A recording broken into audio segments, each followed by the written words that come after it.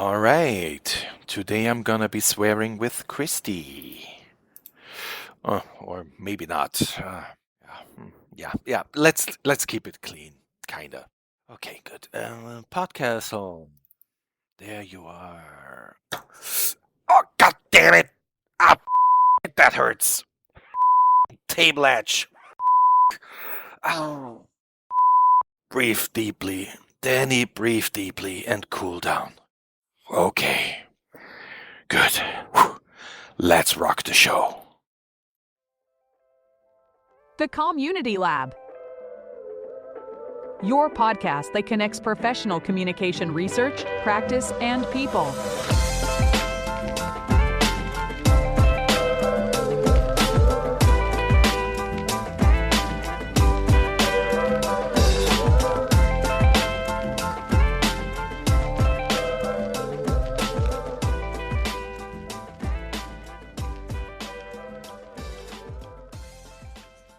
Hi, and welcome to the Community Lab.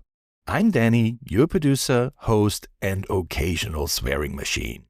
Thanks for tuning in to this lab talk about how we use swear words in our daily interactions, at work, at home, and everywhere in between. Until now, I've known all my guests and had a clear idea of what I wanted to talk to them about. But this time, things went a bit differently. Nadia, the girlfriend of my very good friend Martin, heard about my podcast and asked him, is it about swearing as much as possible in a short amount of time? And I thought, well, that's reason enough to finally dive into this topic. In my search, I came across the brilliant work of Professor Kristy Beers Fägersten from Södertörn University in Sweden. She's a linguist who's dedicated much of her research to swearing across different contexts.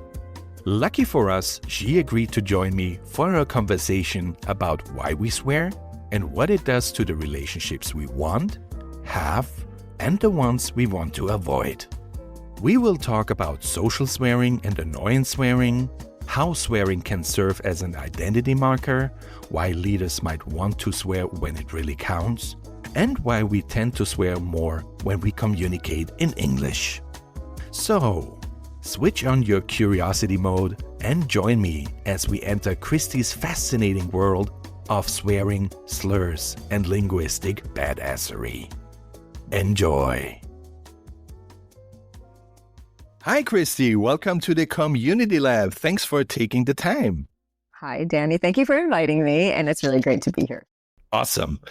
Kristy, before we talk about your story and your research on language and swearing in particular, my co-host, ChatGPT, will, as always, introduce you to our listeners. So let's see what it fabricated this time.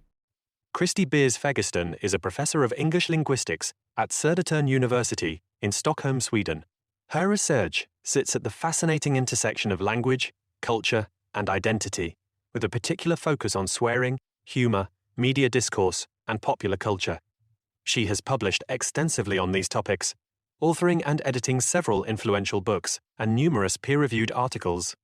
Notably, she has advanced the understanding of swearing from a sociolinguistic and pragmatic perspective, challenging traditional taboos and emphasizing the interpersonal and communicative functions of taboo language. ChatGPT thinks of Professor Beers Fägersten as a bold and original scholar whose work brings linguistic insight into everyday communication practices that are often overlooked or stigmatized. By combining rigorous academic inquiry with topics that are both culturally relevant and socially loaded, she has carved out a unique and respected space in linguistic research. Her work invites us to reflect on how we use language, not just to offend or provoke, but to connect, bond, and even empower. All right. Thanks, ChatGPT, for your hard work. So, Kristy, what do you think about the intro? Wow, I thought it was accurate in terms of when it was providing facts, but also pretty complimentary. I feel flattered. But I have no notes. I thought that was really good. Yeah. I'm surprised. I mean, I guess I should not be surprised by now. I think that we're starting to discover that ChatGPT can do a lot and is often correct and factual. It does need to be double checked, I think. Yeah, of course. But I just did the spontaneous double checking of it, and I thought it was really good. Mm-hmm. Okay. Well done, ChatGPT. Yeah. Thumbs up for that. Good. Kristy, right now, I usually start always with asking my guests how they became communication scholars. So, but in your case, it's a bit different. However, linguistics and communication, I would say they are, cousins, so to speak. So I think you're a great guest, and also because we talk about swearing. But before we do that, tell us a little bit, how did your journey into the world of language and linguistics started, actually? I grew up in the United States, where there's basically one language. At least when I was growing up, it was really English, although I think Americans are kind of known as being pretty monolingual, even though there are absolutely vibrant and growing bilingual or multilingual communities. But when I grew up and everyone around me, we were all monolingual. So it was when I first got to high school, and then you're encouraged to take a foreign language. That's when I started to discover languages. And I started taking a class in German, and I got really, really excited about just learning how other people say things in different languages. There was an immediate connection. And then when I went to university, I actually started studying computer science. But I thought, there's no future in computer science. Almost. You were almost right. I'm kidding. But I really did love computer science, but I found myself really liking languages more. So while I was studying computer science, I also was continuing taking German. And I just found myself spending more time and thought and energy on the German classes. And then it happened that I was had the opportunity. My family was moving. I could switch universities. And when I made that switch, I switched my major and I went into languages. And I studied French and German, a little bit of Spanish. And then after that, I traveled and I really tried to immerse myself in languages. And then I went to university for grad school and decided that I wanted to know more about language, not necessarily more languages, although I would love to know more languages, but I really wanted to learn about the system of language. And that's how I got into linguistics. But when I was an undergrad, I did take a course in linguistics and I nearly failed it. It just wasn't talking to me at the time. And then I realized after talking to some professors and supervisors that it was actually linguistics that was a good fit for me, but I just wasn't receptive to it when I first was introduced, or maybe I didn't connect with the teacher or something. But then I went into linguistics and really, really enjoyed it and found myself orienting more towards the areas of linguistics that have to do basically with communication, people talking, really like discourse analysis, how language is structured, how people talk to each other, what we do in conversation, really just the face-to-face aspects of language and communication. So I'm a linguist and my major was linguistics, but one of my very good research colleagues is in the subject of communications. And we have almost all overlap. And then she has some background that I don't have, and I have some background that she doesn't have. Yeah. Here in Montreal, there's this CCO movement, which means like the communicative constitution of organization. And it's based on the linguistic turn and speech act theory, for example. So there you see, there's so many overlaps, but it always depends on how you look at communication. There's so many perspectives. I'm sure. But this one, there are quite some overlaps with linguistics. And pragmatism, we talk about that a little bit later on. Yes, yeah. Pragmatics is one of my areas, absolutely. Yeah. I think it's fascinating. It's a study of how we make sense, what we do to make sure that we make sense to other people, and also what we do to try to make sense of other people. And you think about all the times when we can understand each other, everything works out perfectly. That's amazing that we're able to really understand each other. But then the times when we can understand, when there's misunderstandings and there's communication breakdown, also super fascinating. What happened? What did we do wrong? What kind of ideas about communication do we not share such that there was a breakdown there? Communication is fascinating because it's so diverse, right? And complex, actually. Yeah. Okay, good. Another rather general question before we jump into your research is, what does communication or language, in your case, what does it mean to you, both from a personal level, as a private person, not as a scholar, and from a research perspective? Are there any differences how you approach or think of communication? Sure. From a personal perspective, I can definitely be a talker when I need to be. I'm a teacher, so of course I have to talk things through, and I have to engage students in discourse and conversation. But really, I'm a listener. I've always loved just listening to people and thinking about what they say and how they say it and choices that they've made. I can find myself getting really lost in the fact that somebody decided to express themselves in a particular way, and then I lose track of what the conversation is even about. Mm-hmm. And I just think about, oh, what a funny turn of phrase that was, and oh, maybe I can use that sometime. I just really start to think about, and then the conversation is continuing, and I am way left behind because I'm just thinking about how people are using language. Mm-hmm. So that's the personal interest that I think lends itself well to the professional interest, because that's really what you want to do. Even though we deal with language, and there's always language for communicative purposes, there's a meaning behind it. There's some kind of meaning or message somebody wants to get through. And I feel like I'm able in a way to kind of put that aside and just look at the mechanics of how communication unfolds or develops. Of course, you do have to look at, what's the what are these people trying to do? Yeah. What's their communicative goal? What are they trying to get across? Mm-hmm. But I think having that ability to just wonder at the mechanics is something that comes from like personally from me, that I'm able to apply in my research and profession. Mm-hmm. Okay. And do you apply your own research in your personal life? Yes, I think it's difficult not to. Yeah. So, I mean, you mentioned earlier, I don't know if we were recording then, but you mentioned speech acts earlier. Mm-hmm. And I think, there's this idea that when you have this concept of linguistic relativism, linguistic determinism, so that basically when you have vocabulary for something, it makes you more aware of it. Yeah. So as soon as you have a word for something, then you're kind of predisposed to notice that thing that you have a word for.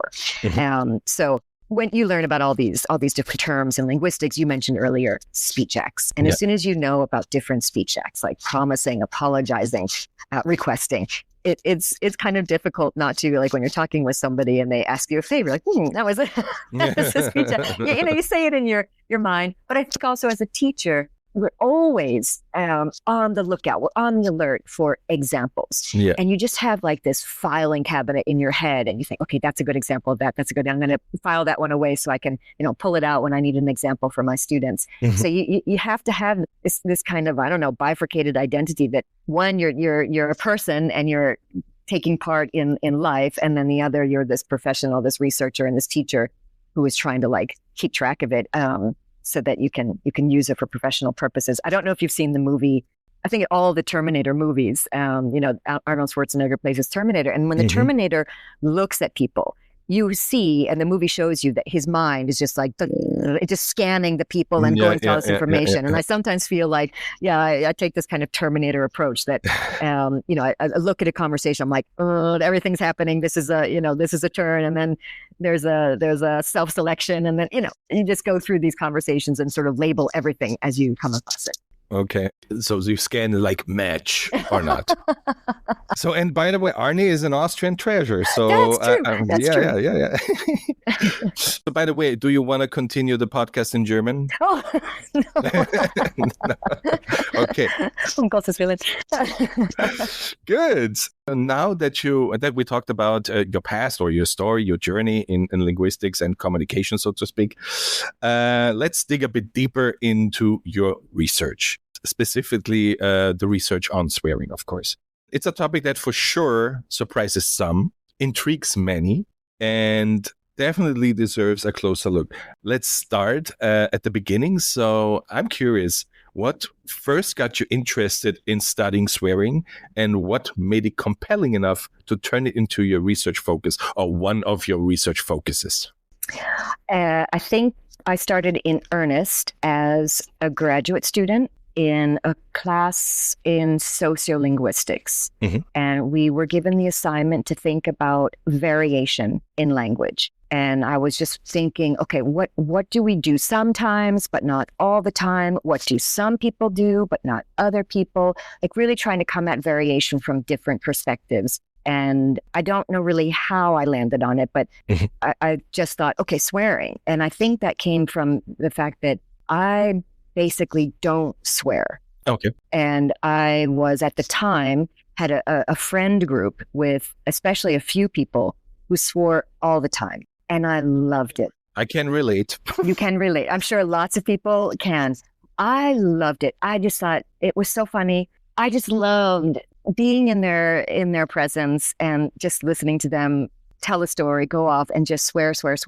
And I mean, it was almost like star eyes and just, because I don't swear. And I think I've always felt a little bit inhibited. Okay. I'm pretty sure just because of the way I grew up, we just didn't swear in my family. It was a very middle class upbringing, not particularly religious at all. Okay. But just these kind of middle class values. And we never really had this discussion about, you don't swear. I'm sure my parents maybe said you don't swear. But once I did swear in front of my mother, like when I was a kind of young teenager. And it was, I can still, if I have to retell the story, I still get flushed in my face. Really? And I can still feel like my heart beating because it was just so, I just thought, where did that word come from? She was so like disappointed in me. And I've just never really gotten over it. So I think that really scarred me. And then I found myself around these people who didn't have any kind of qualms, no hangups at all about swearing. And that was just, I just love it. I really love it when people are just so free with their swearing. So then I thought, okay, well, they'll swear. I don't swear, and I've got these friends who swear. Let's look into that. That's variation. And they don't swear all the time. These were other graduate students, and I was in classes with them, but we didn't swear in class. Yeah. But when we were outside of class, they swore. So I started looking into swearing. So that was kind of this interest. And I thought really I could find out maybe a little bit more about why I don't swear. What do I like about other people swearing? Like, why does it make me happy? And what about swearing corresponds to this variation? Like, why would swearing maybe be a good topic for looking at variation? Yeah. So then I had to do the research, back to this class that I'm in. And I started looking at the research that was available at the time. So this was maybe mid-90s. And the research that was there at the time really focused on swearing as negative. Yeah.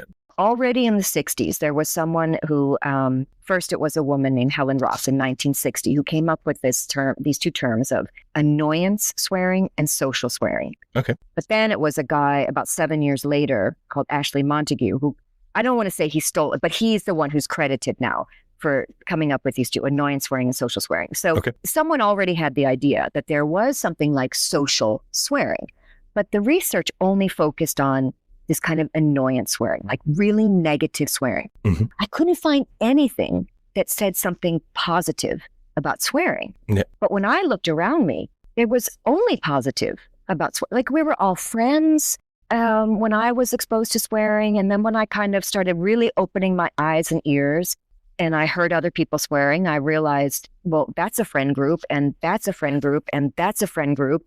And people are just swearing, and they're laughing, and they're having a good time. Or maybe they're not laughing. Maybe they're confiding in each other or complaining about something.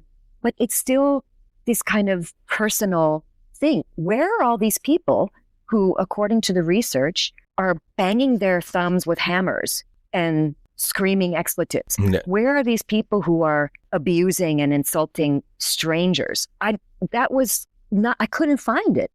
But that's what the research was saying, that this is what swearing does.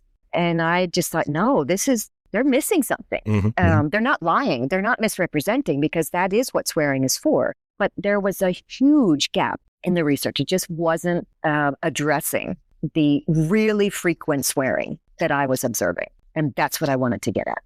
Okay, great. I find it so funny that you said like you usually don't swear. But I should know, I have to say swear words all the time. really. Okay. I don't really use them, but it's funny because there is this idea of like mentioning and using. Mhm. And many people can separate the two, that they understand if I have to say a swear word, it doesn't mean I'm swearing, really. Mhm. But then there are some people that the context does not matter. If you use particular words, you're swearing. There are no mitigating circumstances. And that's something that's really interesting about swearing. Yeah, exactly. But it's great. So the next time I swear and people are offended, it's like, no, I'm just mentioning. I'm not swearing. I'm just mentioning. Great. I know you're not a psychologist, right?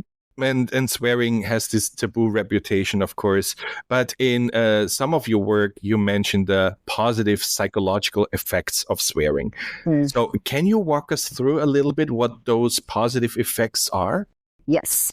The only reason that swearing can have positive effects is if it's generally considered to be negative. Mhm. Because if we have this negative behavior, then we can kind of subvert that for positive effect. Mhm. When I was observing swearing, it was very social. People are having a good time, they're with friends. Yeah. But it's still a socially risky behavior, especially when you're with new people or you're in a new context. If someone swears, there might be another person who gasps, like, oh, Mhm. or people just, it's kind of like get stiff or something, and then they like freeze a little bit and just see, what's going to happen. Yeah. So, and that's really important. It's really important that swearing does have this kind of inherently negative sort of core, so that, like I said, so that we can use that for a positive effect. Mhm. One of the positive effects is that when people swear, they can come across as being, more sincere, Mhm. more genuine, more honest, really kind of caught up in the moment, that they're unable to filter and be inhibited. Yeah. And so when someone is swearing, in that way, you think, okay, I need to let that go because they really mean it. So it can signal some kind of or convey some kind of credibility or sincerity. Mhm. It can also have positive effects in that it can often be funny, especially when maybe a swear word isn't really expected and then someone swears. And a lot of time, like this is something I looked at in my research. I looked at how people responded to swearing. Mhm. And so many times it's just a regular old conversation between people. Someone swears and then the reaction is to laugh at it. It just all of a sudden lightens the mood. Mhm. Mhm. Not always, of course. Yeah. But a lot of times swearing is just experienced as kind of funny. It's unexpected. There's this kind of phenomenon called the clangor phenomenon, that it's just like, someone swore and then people will get a little bit, goofy about it. Mostly if you are swearing, especially in friend groups, it can really foster solidarity. Mhm. And another thing I looked at in one of my early studies was, again, with how people responded to swearing, that when one person swore, many times that swearing was answered with more swearing. Mhm. I call this echoic swearing. So like there's kind of this echo, just like somebody starts swearing and then it's like swear. It just keeps going.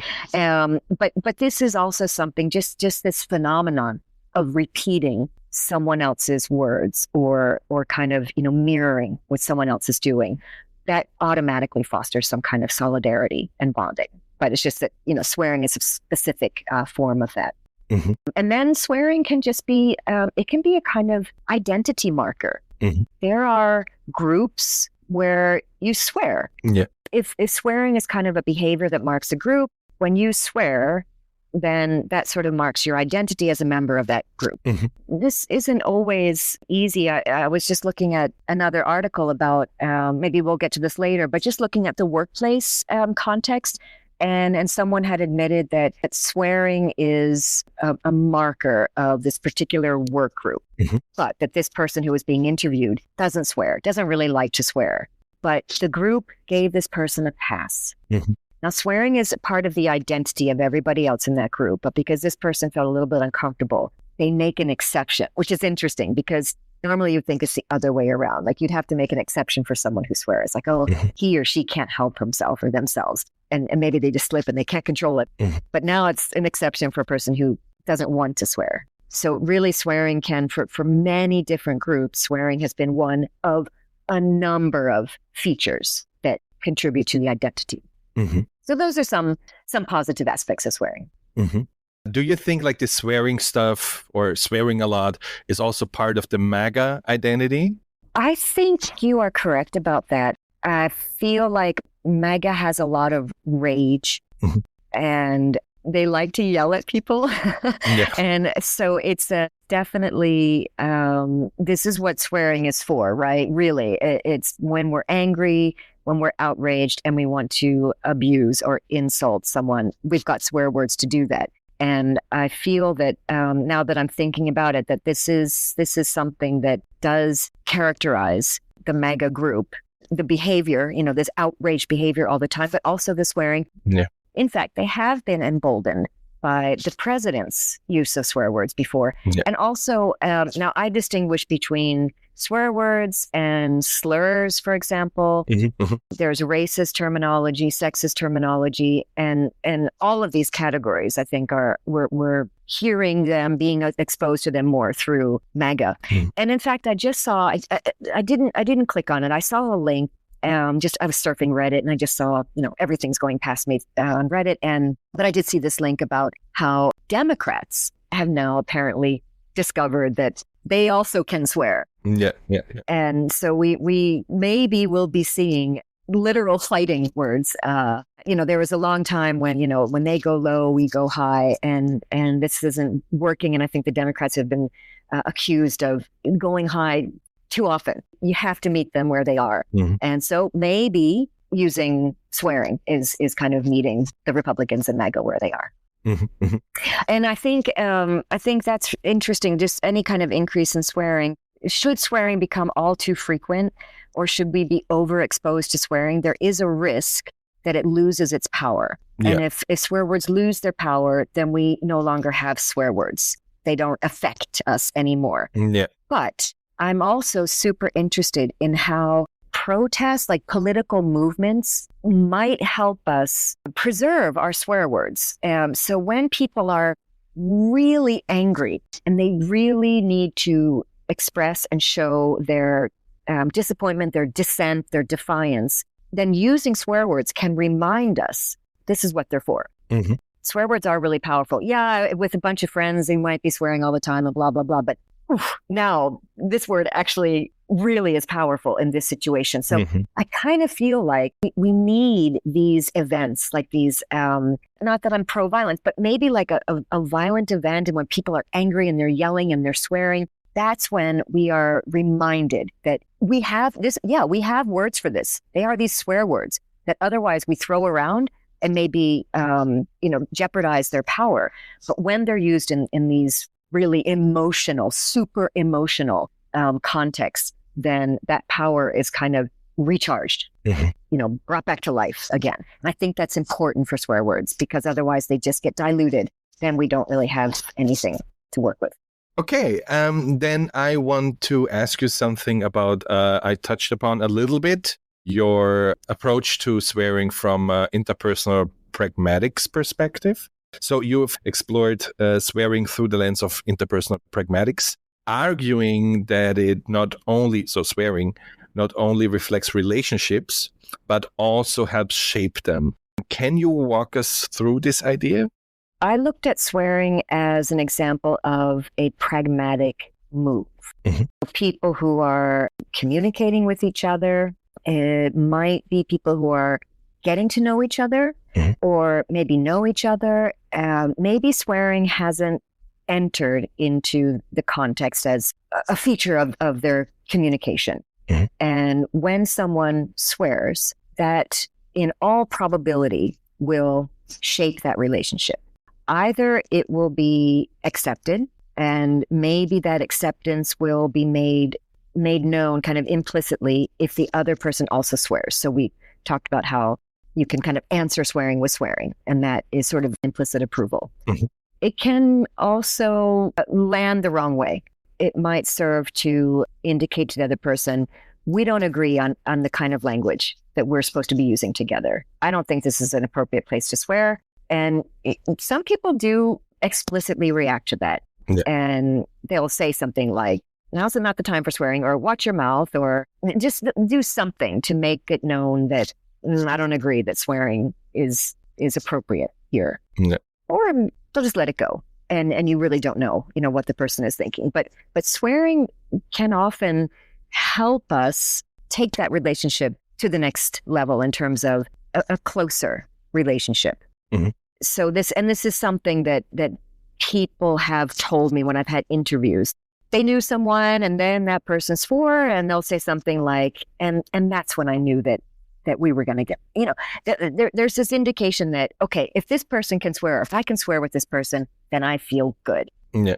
I don't mean that people think, okay, I'm going to try swearing today and see how it goes with Danny. Maybe we'll be better friends. It's just someone feels it. Someone feels it while they're communicating. The swear word comes out and they say it. Maybe they don't think about it, or maybe they say it and they thought, oh, how's this going to go down? Mm-hmm. But swearing does indicate that someone feels comfortable in the situation enough to swear, because like I said, it is a socially risky behavior. Yeah. I feel good enough. This is going to come out. Again, it doesn't have to be deliberate. We don't have to be conscious of it. But we are so good at reading the room and reading other people. And most of the time we make the right kind of evaluation and we use language, and that language gets approved by everybody. We don't even think about it, really. It just happens naturally. But swearing is what we call a marked behavior. Mhm. People do notice it. And maybe they don't think about it, and stop everything they're doing and then think about it. But they'll notice and kind of, oh yeah, they might smile or they'll just use a swear word back. They do notice it, even if they're not like aware that they're noticing it. Yeah. It can actually really help us develop our relationships. Mhm. But also it's a really reliable indicator of existing relationships. So if you're just observing a bunch of people and you can hear them swearing, you can almost guarantee that they know each other. There's some kind of history there. Yeah. They've established these relationships. Maybe it's just a bunch of workmates, but they have communicated, conversed enough together that this is an okay behavior. They know each other. Yeah. So Mhm. there's not a whole lot of examples of language use like swearing that as soon as you hear it, you can kind of draw conclusions about who these people are who are using swearing. Yeah, I find it fascinating what you're saying. So because sometimes I also swear when I feel uncomfortable and I don't like the people, I'll show you that I don't feel comfortable and I don't like you. So now I swear and break the implicit rules here. So this is what I do from time to time, I would say.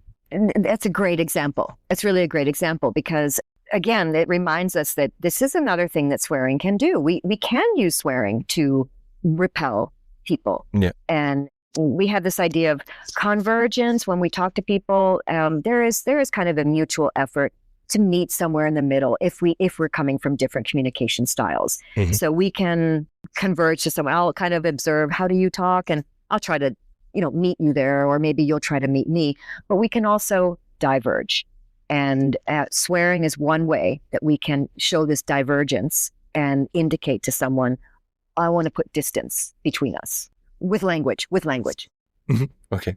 And I think this is also something you've been researching on. I don't know why, but I swear way more when I talk English. Do you have an explanation for that? Yeah. First, English is kind of a special language because English is probably the leading language for exported popular culture. Mhm. So around the world, we've got people being exposed to English, and in lots of English Anglophone popular culture, there's a lot of swearing. So it's really easy to pick up swearing from popular culture. Mhm. And English is a world language as well. So a lot of people are speaking English as a second language. And when it comes to swearing in a second language, we don't feel the cost of swearing in a second language as we do in a first language. So Mhm. I told you about, I can still, like if I tell that story about when I swore in front of my mother, I can still feel it. Like I can almost start sweating. I can have physical sort of reactions to that. I don't experience that in languages that I learned much later in life. Mhm. I can intellectually understand. I know that these are the swear words in Swedish, and when I say these words, other people will experience these things, but I still don't feel that. I wasn't fostered in that way. I didn't grow up exposed to these words and reactions to these words and people saying these words as they're feeling particular emotions. So I couldn't observe anything. I couldn't internalize all the emotional baggage that was with these words. Mm-hmm. And I don't know, I'm guessing you didn't experience that as you were growing up with English.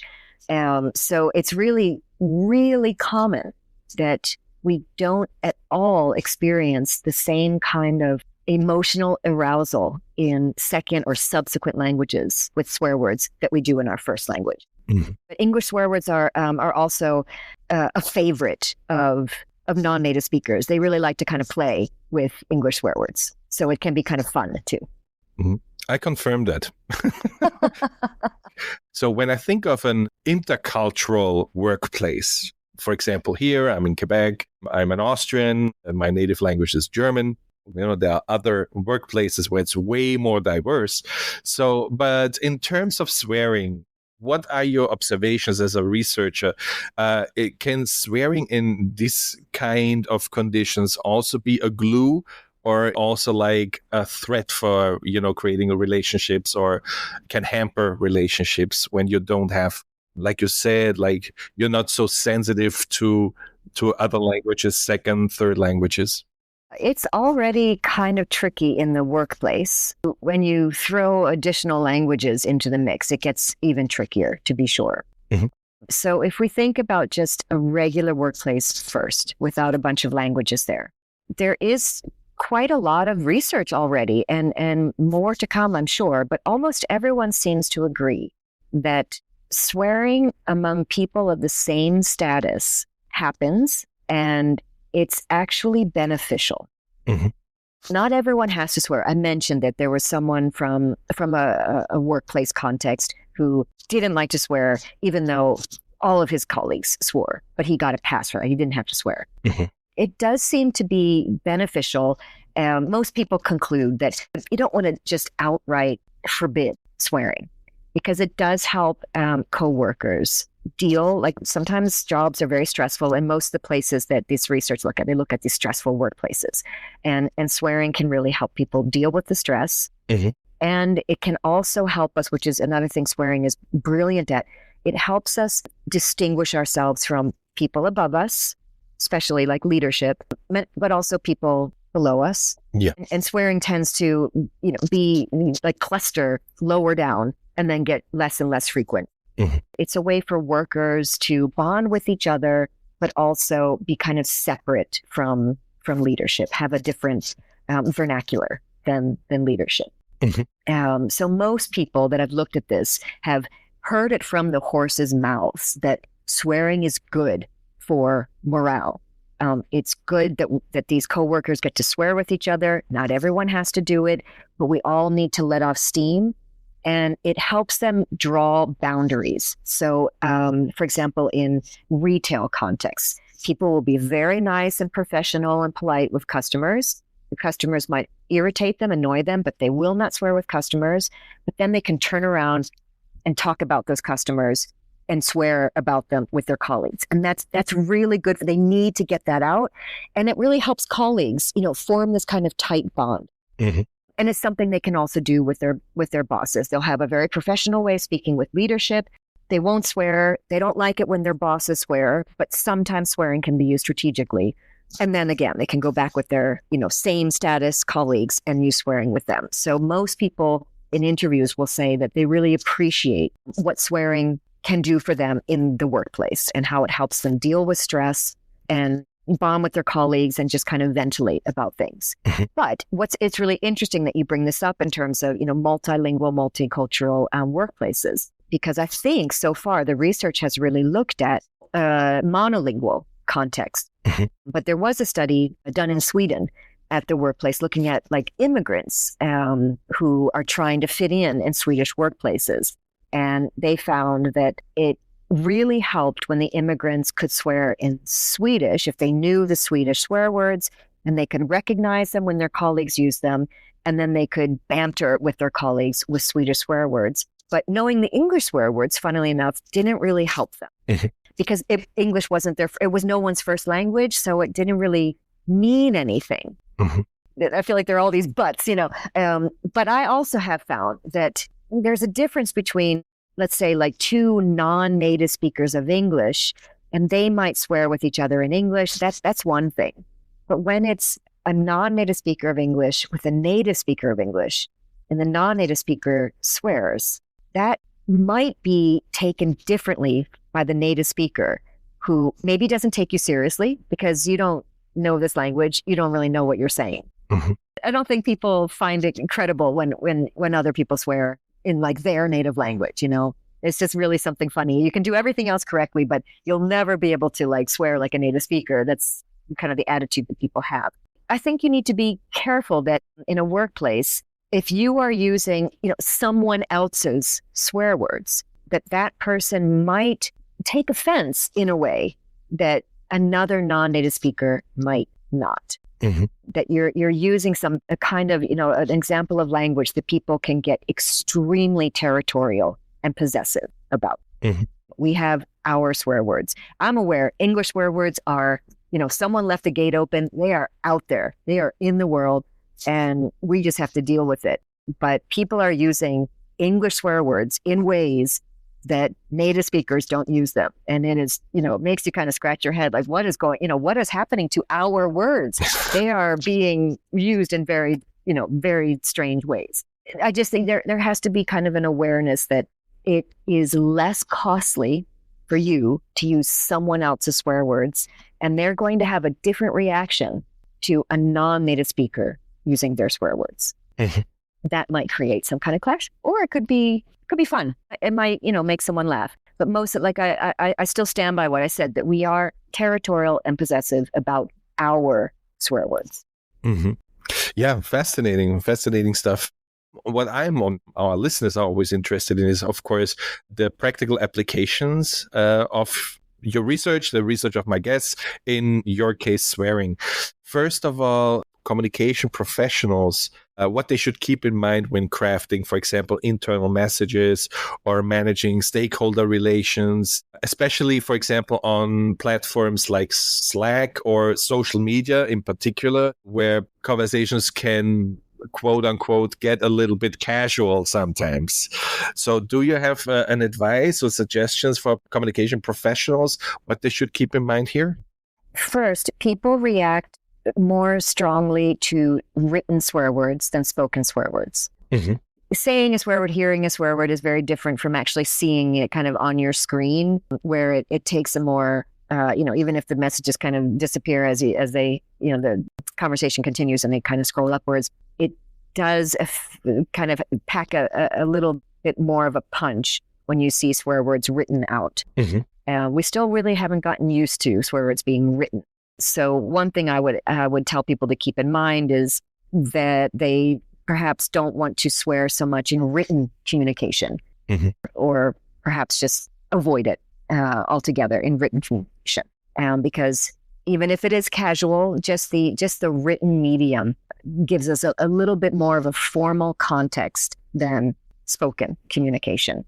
Mm-hmm. Mm-hmm. But also that what research has shown so far, using observations and interviews, is that people appreciate boundaries in the workplace. And again, we're so good at using language. I mentioned earlier, we're great at reading a room. And we really enjoy, I kind of think sometimes it's like these sheepdogs that love working, and they love being taught, they love being given these different tasks. And even though we don't realize it, we really love when we know how to use language. We go into a situation and we behave appropriately, we say the right thing, and then we go in a different situation and maybe we pull out an accent that we had, when we were growing up, and we want to fit in with these people who come from where we come from. And then we go into another situation and we know how to act formal and, buttoned up. Mm-hmm. We really do enjoy being talented in using language. And we like to know that for every situation, there's an appropriate way to speak, and succeeding in speaking or using language or communicating appropriately. And having those boundaries, those kind of rules and differences in the context also allows us to play with language and subvert expectations. And that's when swearing might come in.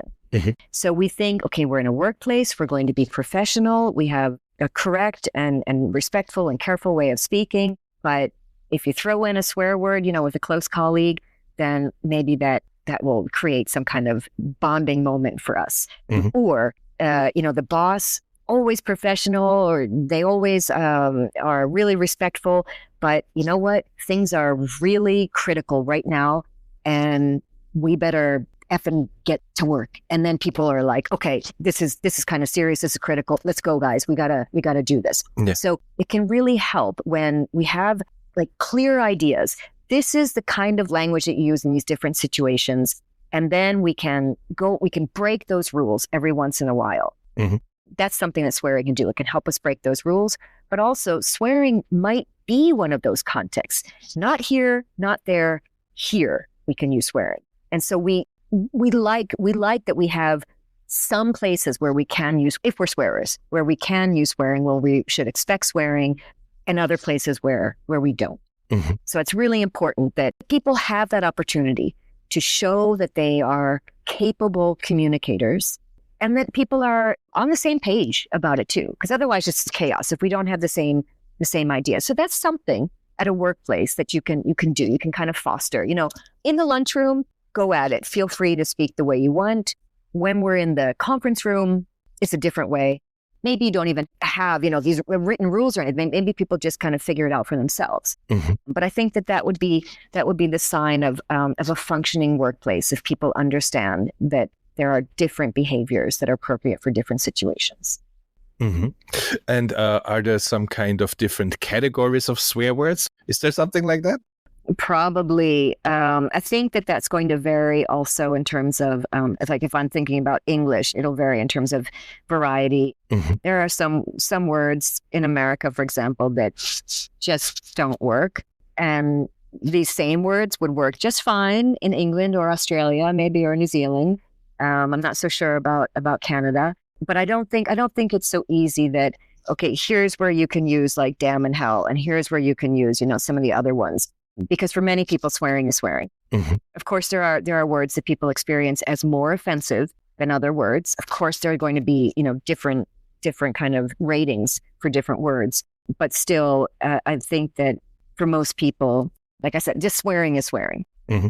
But there are some words. I mean, I don't know. I think that probably damn and hell, I don't know if people really react to those anymore. But there are just enough people who do react to them that they are still included in the category. Okay. When it comes to swearing, I really don't think it's majority rule. I think we really need to respect the fact that some people just don't like swearing, and they will fight against it. And I think that we have to remember that these people are really important. The people who push back against swearing, really, really important.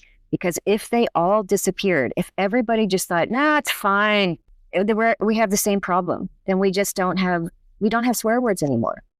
Mm-hmm. Swearing is a double-edged sword, right? And what would you say? How should leaders approach the use of swear words in the workplace? There are expectations for leaders, and especially as kind of the public face outwards, people don't want their leaders to be swearing. Now, we talked about MAGA, and I think that MAGA really go crazy for, if Trump swears, mm-hmm. and he's a leader. But I think that we have to say that's an exception. That's an exception. It's not the rule. Yeah. Mostly, looking at the research, people in workplaces, they don't want their bosses, they don't want their leadership to be swearing. And even leaders want to have that as something that is like something that they would leave to their employees. Mm-hmm. And leaders who have been interviewed have agreed that, or there tends to be a consensus that nobody wants to forbid their employees from swearing, because it does help them, kind of deal with their day-to-day work. Mm-hmm. But, an avoidance of swearing should kind of characterize your communication. So we would like our leaders to set an example and to have that kind of self-control, and to show that they can, rise to the occasion and distinguish themselves from others by using language that the others are not using. But then every once in a while, like if things get really critical and you really need to like reach and connect with people, then swearing can actually do that. So there have been admissions among leaders that, I'll use a swear word if I really want to get my point across. But it only works because they don't swear. So it's really important. Like if a leader is swearing all the time, then no one's going to take it seriously. Yeah. If this is something that you think would be a good strategy, you have to establish the fact that you don't swear. This is not normal behavior for you. So when you do swear, then it means something. And then people are listening to you and they're reacting to that. So it has to be something that you cultivate. Again, like if you can at least cultivate that as a leader, that you are someone who doesn't swear. And when you swear, it might indicate, yes, that things are serious now. And I want this point to come across. It could also be, maybe there's a company picnic and you just want to relax with your coworkers and have like a kind of a nice time with them. And maybe you'll say a swear word and they think, this one's okay.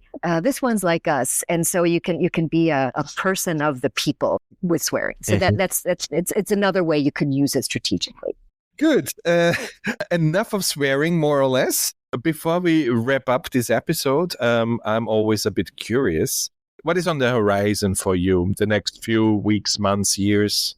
Thank you for that question. On the horizon is what I'm calling the third wave of swearing research. So I mentioned that when I started the research, all I was finding were studies about swearing as a really negative behavior. And it wasn't reflecting what I was seeing. And then I started my research, and a lot of other people have done like similar research.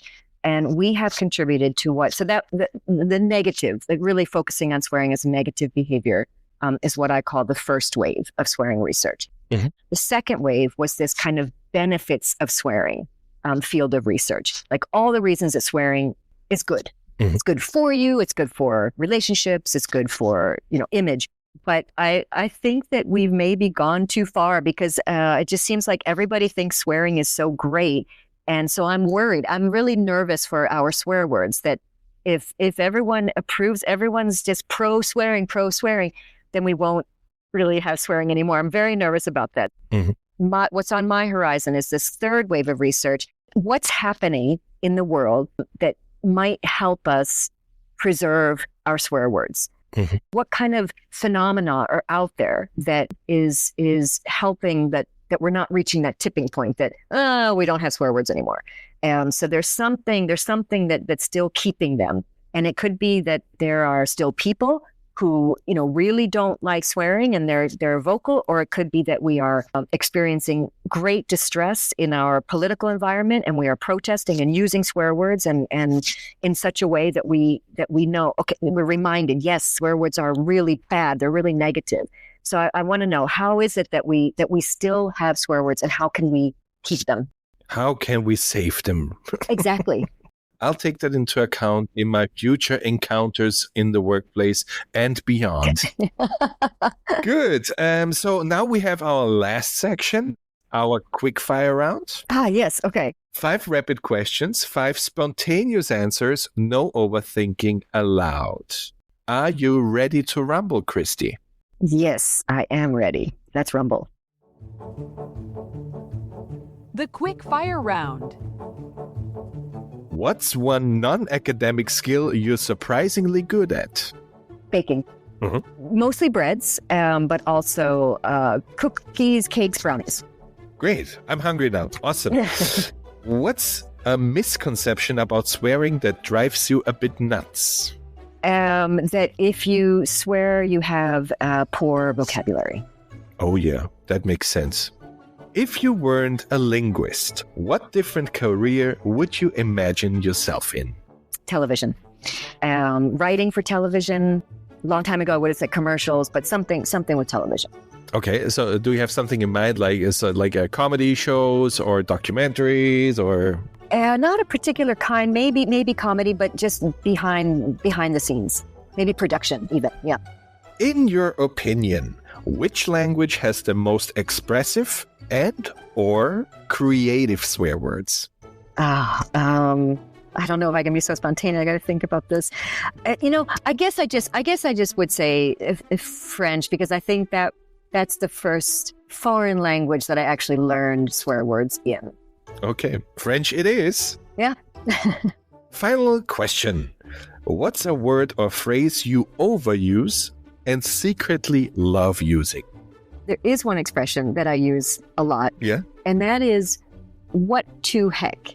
So instead of what the heck, I came across that. Someone had tweeted it and apparently meant to write what the heck, but wrote it incorrectly, what to heck. And I thought it was such a funny mistake that I tend to say that, what to heck. Good. That was the quick fire round, which means that we're at the end of this lab talk with you. I'm so grateful. Thank you for sharing your insights and your glimpse in your fascinating research on swearing. To be honest, I could have talked about swearing forever with you. It's a niche topic, but a topic that actually, it concerns all of us. It's fascinating. I love it. I think it's really the best thing with the topic is that I never have to explain what it is. Mm-hmm. Everybody has some kind of relationship to swearing, and they love to talk about it too. So it's really terrific as a research topic. It is. Kristy, thank you so much for joining us, for joining the show. It's been an absolute pleasure having you on the show, and I hope we get to chat and swear again soon, even though we weren't swearing, but you know what I mean. You are so welcome, and thank you again for the invitation. That was today's Lab Talk with Kristy Beers Fägersten. As always, I hope you took something valuable from today's episode. Personally, I've learned that when interacting with linguists in person, you'd better tread lightly, because nobody wants to mess with a Terminator. We've also learned that while swearing is considered socially risky behavior, it plays a powerful role in how we relate to others. It can help us bond with like-minded people, make a point when it counts, or simply blow off steam when things or people annoy us. Still, moderation is key, not just to avoid accidentally offending someone, but also to preserve the impact of swear words as a vital part of our social toolkit. If you want to dive deeper into the science of swearing, you'll find a curated list of references handpicked by Kristy in the show notes. Follow the Community Lab on Spotify, Apple Podcasts, and Podcastle. Subscribe on YouTube and hit the notification bell so you never miss a lab talk. If you enjoyed the episode, a like or a 5-star rating goes a long way in helping others find us too. You can also connect with us on LinkedIn. Your shares, feedback, and ideas are essential to keeping this knowledge transfer podcast vibrant and growing. In the next lab talk, I'll be talking to Professor Franziska Weder from the Vienna University of Economics and Business. We will dig into the world of sustainability communication and why framing is essential, especially when the stakes are high. Until next time, and don't forget, communication is everywhere. It's in what you say, what you don't, and sometimes even in a shameless $400 million bribe with wings that's supposed to become a part of the presidential library. Interesting. Stay curious and keep the conversation alive.